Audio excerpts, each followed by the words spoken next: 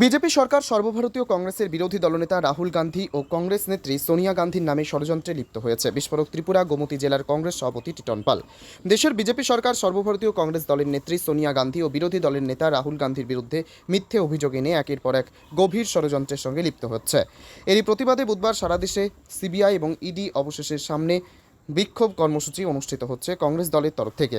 তার এই কর্মসূচির অঙ্গ হিসেবে ত্রিপুরা গোমতী জেলা উদয়পুর মহকুমা জেলা ডাকঘরের সামনে থেকে কংগ্রেস দলের নেতাকর্মীরা গোমতী জেলা কংগ্রেস দলের পক্ষ থেকে এক বিক্ষোভ মিছিল বের হয়ে মিছিলটি জগন্নাথ দিঘির পূর্ব পারে জেলা ডাকঘর কার্যালয়ের সামনে এসে এক বিক্ষোভ কর্মসূচিতে সামিল হয়।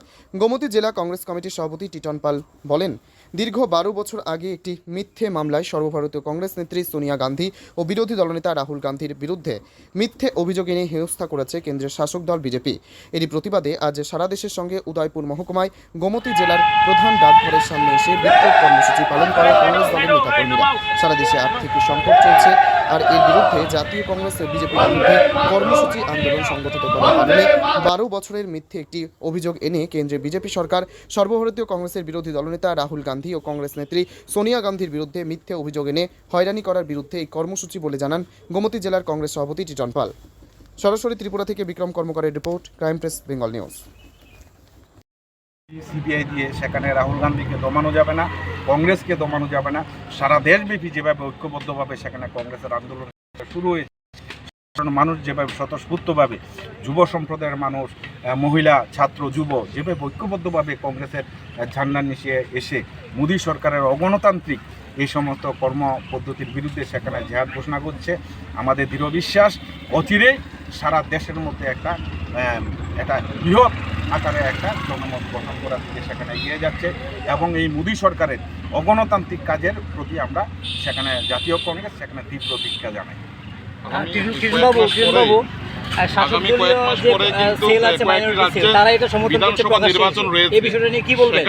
কোথাও কি চাপে রাখার, কোথাও কি তারা মানে এটা কৌশল হতে পারে?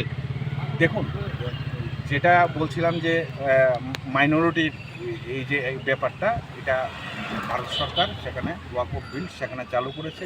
এই ওয়াকফ বিলের মধ্যে যেটা বৃত্তান্ত আমরা সেখানে দেখতে পাচ্ছি, সংখ্যালঘুদের অধিকার সেখানে সুরক্ষিত হচ্ছে না।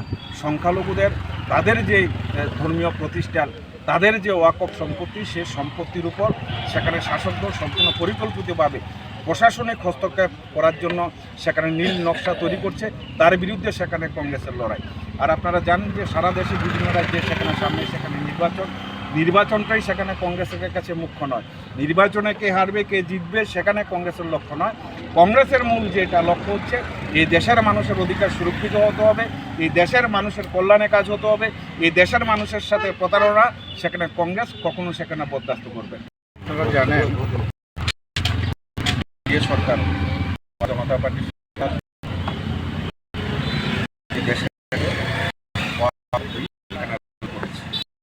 এই নিয়ে সারা দেশে আন্দোলন।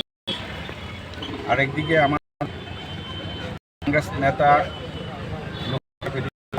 রাহুল গান্ধী সোনিয়ার বিরুদ্ধে একটা গভীর ষড়যন্ত্র চলছে।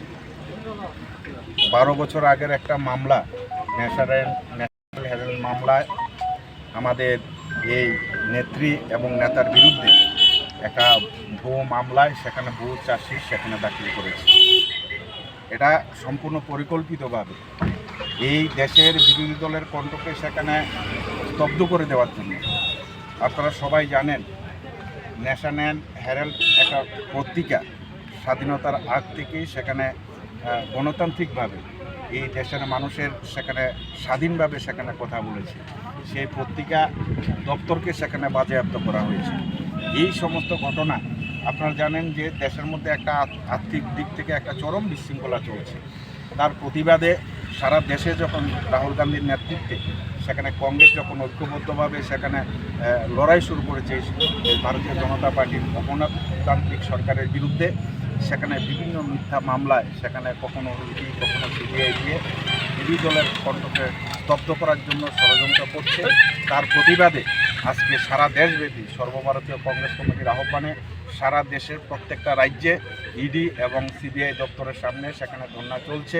আজকে আমরা উদয়পুর জেলা কংগ্রেসের আহ্বানে আমরা কেন্দ্রীয় সরকারের একটা সরকারি দপ্তর উদয়পুর পোস্ট অফিসের সামনে সেখানে আমরা ধর্ণা দিচ্ছি। এই ধর্ণা থেকে আমরা পরিষ্কারভাবে সেখানে বলতে চাই, এই ভারতীয় জনতা পার্টি সরকারি যেভাবে বিরোধীদের কণ্ঠ রুদ্ধ করার জন্য ইডি এবং সিবিআইকে একটা বিজেপির শাখা সংগঠন হিসেবে সেখানে লিলিয়ে দিচ্ছে বিরোধী নেতাদের